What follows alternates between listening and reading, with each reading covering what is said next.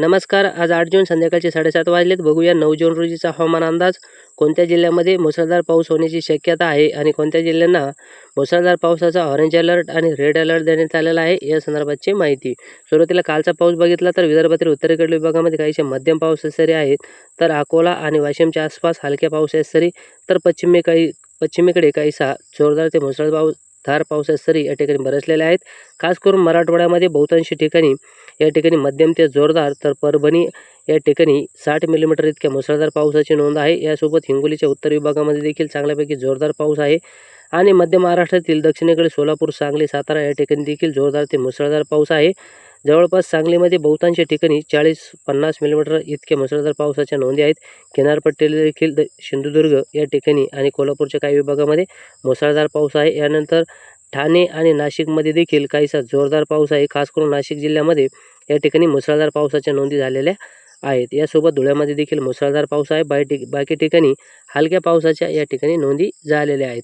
त्यानंतर जर बघितलं आपण आता सध्याची स्थिती, जे तीव्र गडगडाटी पावसाचे ढग आहेत, तर ते नांदेड, लातूर, परभणी, बीड, धाराशिव, सोलापूर, अहमदनगरचा दक्षिणेकडील विभाग, पुणे, सातारा, सांगली, कोल्हापूर, रत्नागिरी या ठिकाणी तीव्र गडगडाटी पावसाचे ढग आहेत. या व्यतिरिक्त यवतमाळमध्ये देखील गडगडाटी पावसाचे ढग आहेत.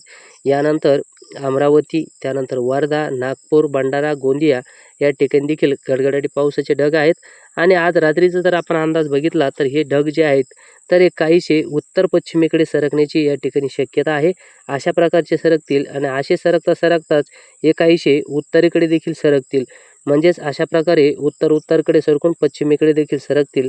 अशा दोन्ही प्रकारच्या यांच्या अँगलमध्ये या ठिकाणी सरकण्याची दिशा आहे. त्यामुळे छत्रपती संभाजीनगर, जालना या ठिकाणी, परभणी, हिंगोलीमध्ये देखील रात्री पावसाचा अंदाज आहे. त्यानंतर बुलढाणा आणि विदर्भातील बहुतांश ठिकाणी सध्या गडगडाट चालू आहे, या ठिकाणी देखील पाऊस होईल. चंद्रपूर, त्यानंतर गडचिरोलीमध्ये देखील पावसाचा अंदाज आहे. जळगावमध्ये पाऊस होऊ शकतो. त्यानंतर नाशिक, ठाणे, मुंबई या ठिकाणी देखील पावसाचा आज रात्रीसाठी अंदाज आहे. धुळ्यामध्ये देखील पाऊस या ठिकाणी होऊ शकतो. अशा प्रकारचा रात्रीसाठी अंदाज आहे.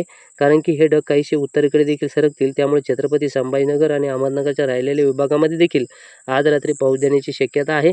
उद्यासाठीचा हवामान विभागाचा प्रमुख इशारा बघितला तर सिंधुदुर्ग जिल्ह्यामध्ये या ठिकाणी अतिशय मुसळधार पाऊस होण्याचा या ठिकाणी रेड अलर्ट देण्यात आलेला आहे.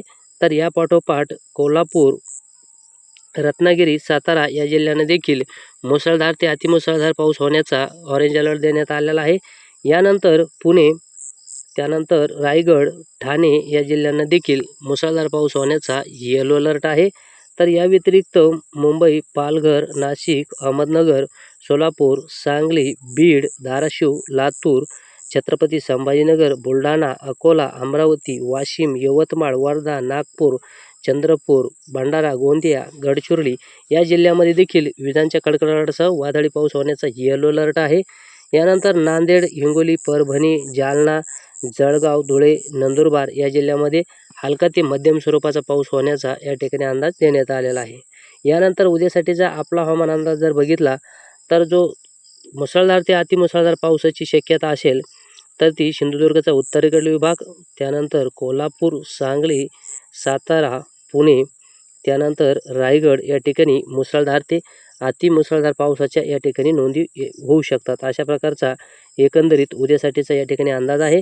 या व्यतिरिक्त कोल्हापूरचा दक्षिणेकडील विभाग या ठिकाणी देखील मुसळधार पावसाचा अंदाज, त्यानंतर सांगली, सोलापूर, त्यानंतर धाराशिव आणि बीड, जालना, छत्रपती संभाजीनगर, अहमदनगर या जिल्ह्यामध्ये देखील उद्या मुसळधार पावसाची शक्यता बनणार आहे.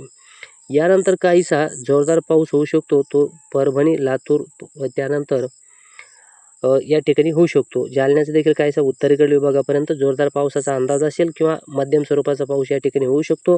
यानंतर काहीसा जोरदार ते मुसळधार पावसाची शक्यता असेल, तर ती मुंबई, ठाणे, पालघर, त्यानंतर धुळे आणि नाशिक या जिल्ह्यामध्ये देखील जोरदार ते मुसळधार पाऊस या घाटाच्या आसपास या ठिकाणी चांगल्यापैकी पावसाचा अंदाज आहे. यानंतर मध्यम ते जोरदार पाऊस अमरावतीच्या आसपास असेल. त्यानंतर भंडारा आणि गोंदियाच्या उत्तरेकडील विभागामध्ये देखील मध्यम ते जोरदार पावसाची या ठिकाणी शक्यता बनेल.